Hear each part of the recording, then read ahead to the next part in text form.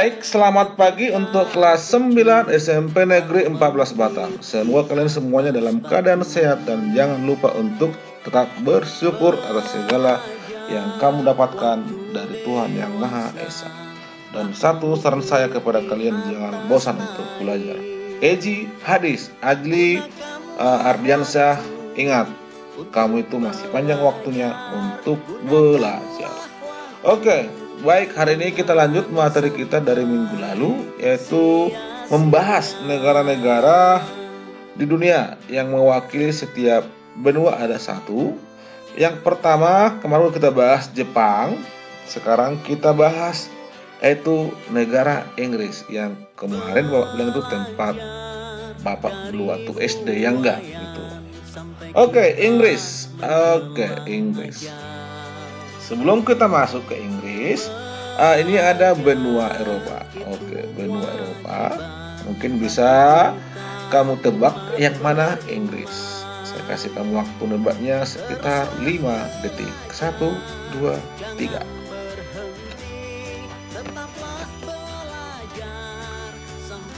Baik, kamu mungkin sudah tahu yang mana Inggris. Inggris itu namanya United Kingdom. Nah, ini dia negara Inggris. Udah, negara Inggris yang akan kita bahas yang terdapat di kawasan Eropa atau di benua Eropa. Dan langsung kita lanjut. Oke, Inggris. Lokasi negara Inggris yang pertama secara astronomis, yaitu secara garis lintang dan garis bujur. Lihat. Ya, ini dia garisnya. Yang pertama berdasarkan lintang. Berarti nanti di sini Inggris itu ada di antara 50 derajat lintang utara sampai 60 derajat lintang utara. Berarti dapat dipastikan nanti negara ini negara yang beriklim sedang. Ingat, beriklim sedang. Kita lanjut. Ini dia berdasarkan bujur timur. Nanti ada di antara 8 bujur barat dan 2 bujur timur. Berarti dari sini kamu bisa tahu Inggris itu terdapat di 2 belahan bumi. Sebagian di belahan barat, sebagian di belahan timur. Dan satu yang harus kamu tahu, disinilah terdapat yang namanya 1 bujur timur atau 0 bujur timur. Nanti itulah batas atau pembagian waktu internasional itu ada di Greenwich di Inggris. Udah, jadi nanti dari letak astronomis dan ini bisa mengetahui pembagian waktu dan iklim. Baik, kita lanjut. Lokasi negara masih sama, tapi ini secara geografis. Secara geografis berarti berdasarkan tempat dengan sekitarnya. Kita mulai dari yang pertama, itu ada di bagian utara. Di sini, utara ini nanti dia berbatasan dengan Samudra Atlantik.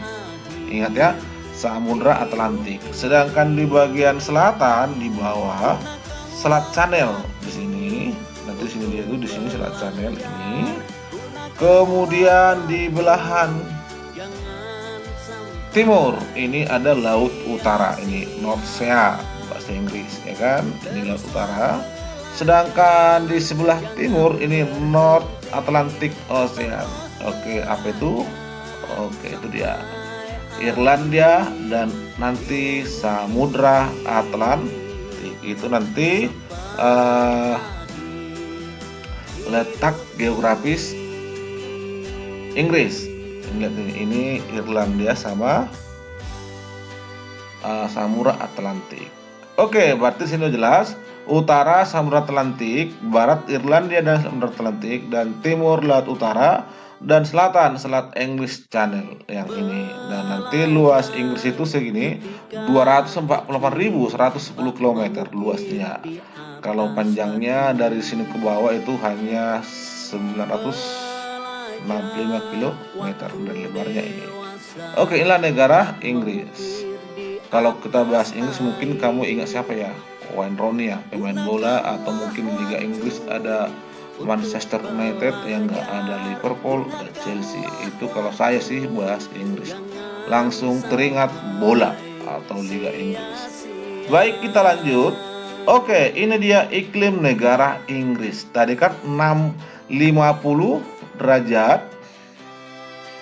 50 derajat, 50 derajat tadi sampai 60 derajat. Berarti letak negara Inggris secara iklim, maka dia beriklim sedang. Ini beriklim sedang. Ini dia beriklim sedang. Dan nanti karena dikelilingi oleh lautan, maka dia beriklim sejuk dan basah. Itu iklimnya. Sekarang masih iklim. Lihat iklimnya nanti karena dipengaruhi oleh lautan di sekelilingnya, maka nanti sini curah hujannya tinggi hampir setiap tahun. Berarti ini negara tidak mengenal yang namanya musim kemarau. Sepanjang tahun turun hujan. Cuma nanti yang paling banyak terdapat di Inggris bagian barat ini. Di bagian barat ini terdapat hujan paling tinggi dibandingkan dengan di bagian timur. Lihat ini timurnya, ini pantai bagian barat. Itu iklimnya lebih tinggi di bagian barat dibandingkan dengan di bagian timur curah hujannya. Baik, kita lanjut. Ini bentuk muka bumi negara Inggris. Ingat, bentuk mukanya atau reliefnya bisa kita lihat di peta ini. Oke, ada warna coklat tua, ada warna coklat muda, ada warna kuning, ada warna hijau. Itu apa artinya warna itu? Nanti warna itu menunjukkan ketinggian suatu daerah. Semakin coklat dia, maka semakin tinggi itu daerah. Kalau warna hijau apa? Berarti dataran rendah. Makanya bisa kamu lihat warna ini semua dekat dengan laut. Berarti semua dataran rendah. Ini dataran rendah warna hijau. Dan bisa dipastikan nanti di Inggris bagian utara itu daerah pegunungan. Ini daerah Skotlandia, daerah pegunungan. Nanti ini juga daerah pegunungan itu daerah Wales. Sedangkan di sini daerah dataran rendah. Berarti di sini dapat kita lihat Inggris bagian utara identik dengan daerah pegunungan, dan Inggris bagian selatan itu identik dengan dataran rendah. Maka nanti disinilah menjadi pusat pemukiman penduduk Inggris. Ingat. Dan nanti Inggris itu gabungan dari 4 wilayah, yaitu ini dia tadi, kita mundur dikit. Ini nanti Inggris itu gabungan dari 4 wilayah. Ini ada England, Inggris, ada Skotlandia, ada Irlandia, ada Wales. 4 digabung jadi satu, namanya Inggris. Udah. Baik, kita lanjut yang tadi. Oke, ini geologi. Berarti ini potensi sumber daya alam, tapi yang berhubungan dengan geologi itu barang tambang. Nanti Inggris ini negara yang banyak menghasilkan batu bara. Ini batu bara. Makanya dulu pertama kali muncul revolusi industri, ingat ya, revolusi industri dulu muncul di Inggris itu ketika ditemukannya mesin uap yang menggunakan batu bara sebagai bahan bakarnya, karena bensin premium pertama belum ditemukan. Masih ini yang pertama kali digunakan bahan bakarnya, namanya batu bara atau mutiara hitam. Nantilah yang menjadi pendukung ya, pendukung pelaksanaan industri di negara Inggris. Makanya Inggris itu termasuk negara industri yang salah satu yang maju di kawasan Eropa. Bahkan nanti di Inggris itu ada satu kota tidak pernah mengalami siang, semuanya terus gelap. Kenapa? Karena udara awannya tuh, langitnya tuh hitam terus karena asap industri. Oke, itu geologinya. Sekarang flora dan fauna. Flora berarti tumbuhan, sedangkan fauna itu hewan. Kalau khas daripada Inggris itu namanya pond elm, itu besar dan tumbuh di daerah-daerah yang agak keras. Sedangkan nama faunanya, hewannya, nanti ini bisa kamu lihat, ini semacam burung. Nanti di Inggris itu banyak jenis burung, ada 4 macam. Tapi yang paling dikenal itulah burung belibis. Ini dia yang lagi terbang, namanya burung belibis. Kita lanjut. Oke, sekarang penduduk Inggris. Penduduk Inggris itu didominasi oleh ada kelompok Celt, yaitu Skotlandia, Irlandia, dan Wales. Dan nanti lagi bangsa Jerman, Anglo-Saxon, Jute, Denmark. Itu nanti. Dan kebanyakan atau bisa dikatakan ini 87% itu berkulit putih. Dan nanti ada juga yang berkulit hitam, tapi semua itu imigran yang datang dari benua Afrika atau mungkin dari benua Asia. Kalau aslinya mereka tuh berkulit putih. Itu nanti penduduk Inggris dari segi ini kulit. Lanjut masih tentang penduduknya. Nanti di mana penduduk Inggris itu sebagian besar beragama Kristen dan jelas menggunakan bahasa Inggris. Bahkan nanti bahasa Inggris itu banyak digunakan di berbagai negara atau di belahan bumi ini. Enggak termasuk kita, termasuk mempelajari bahasa Inggris di sekolah. Oke, sampai di sini materi kita. Semoga bermanfaat. Tugasmu, ingat tugasmu, biar kamu kerjakan. Tidak perlu tulis di kertas, ya. Tidak perlu tulis di kertas. Nah, tugasmu tuliskan nanti di kolom komentar video ini. Ingat ya, di kolom komentar video ini di YouTube, bukan di WA.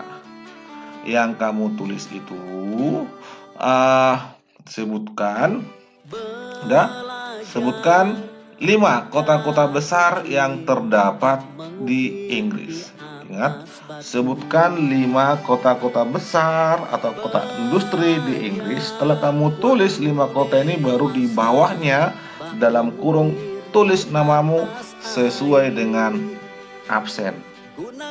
Ingat, setelah kamu tonton video sampai habis, tulis di kolom komentar 5 kota besar atau 5 kota industri yang terdapat di Inggris. Dan di paling bawah dalam kurung tulis namamu sesuai dengan absen.